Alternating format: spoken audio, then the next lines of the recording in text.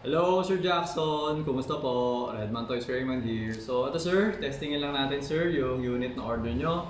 The KJ Work CZ Shadow 2 Urban Gray Airsoft Gas Blowback Pistol. Okay? Ayan sir. Okay? Yung magazine. Okay, so, lalagyan natin ng bala.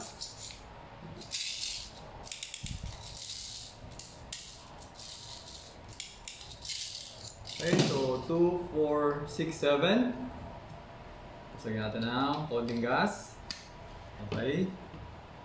Nakabukas na ba yung, yung chrono? No, nakabukas na yung chrono natin. Teka, wait. Okay. Ayan.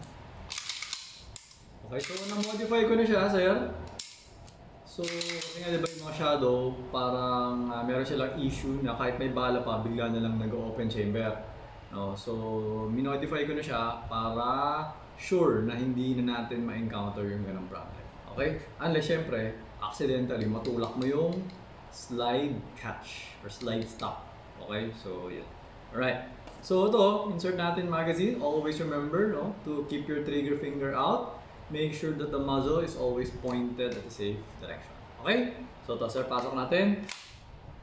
Lakasan natin. Okay, so ito, pakita ko sa inyo yung safety, gumagana. Ayan. Okay, so ayan, ayaw. Okay, so ba natin. So, sige, putok ko na muna to. Wait lang, check natin ilan. Okay, so we got 332.1.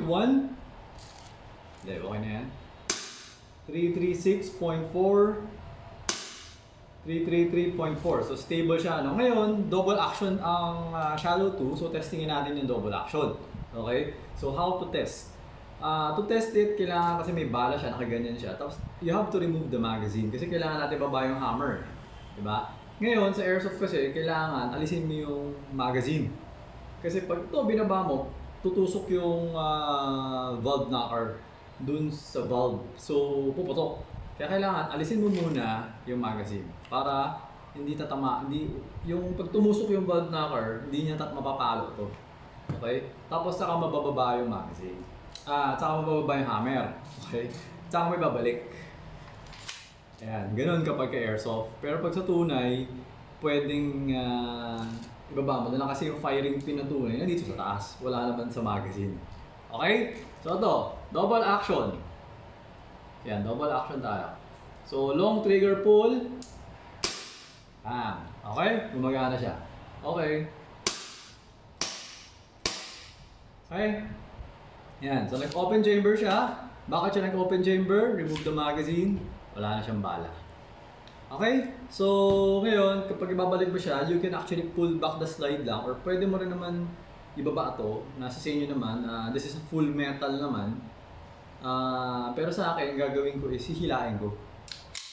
Okay? Kasi para mas maingat, para pagdating sa inyo, syempre, pristine yung condition yung bago talaga.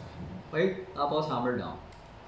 So ito, alam ko, ano to at alam ko to steel na to Ayan, di ba tinatanong niya sa akin kung matibay na ba? Alam ko halo siya, merong part steel. So, yeah, katulad itong hammer, so naka-steel na siya. Tapos alam ko yung slide catch, steel din to. Teka, kalasin ko lang, pakita ko sa inyo. Pero syempre, mas matibay yung stainless. Kasi stainless yun Kumbaga yung mga outer barrel na stainless Ayan So itong slide catch, ayan, steel Slide stop, steel na siya. Okay, steel na ang slide catch, slide stop. Okay. So, teka, check natin kung ano pong steel.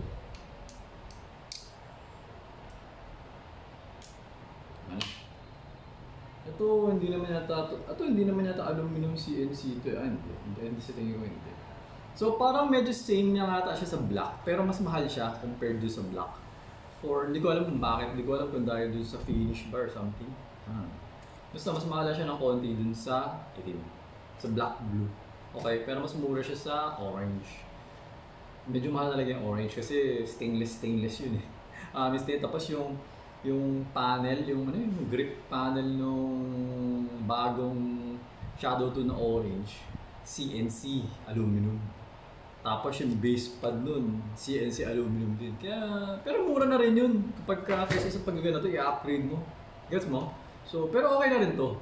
So, next time na lang siguro yung orange kapag meron kayo extra budget. Okay. So, ayun sir, okay na tong unit nyo. So, pwede ko na siya i-pack for shipping para madala ko na siya sa courier para madala siya sa inyo. Okay? So, ayun sir, thank you for your order. Until next transaction po, always remember to stay safe, stay great, be good, and be thankful always. God bless po sir. Bye-bye.